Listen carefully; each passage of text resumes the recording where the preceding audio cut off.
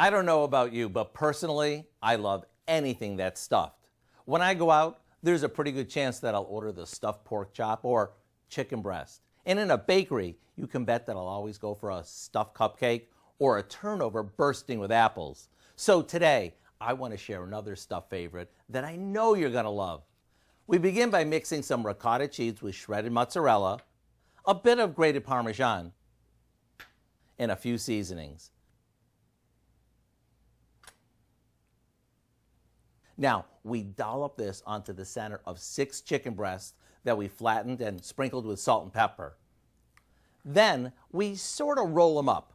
You want to make sure the chicken surrounds the filling so that it doesn't ooze out while it bakes.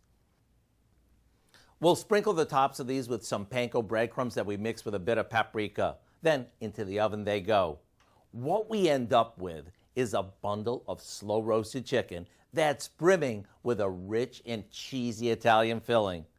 Serve it up with some pasta and sauce for the ultimate feast. To get the recipe for our stuffed chicken muffins, all you have to do is visit our website.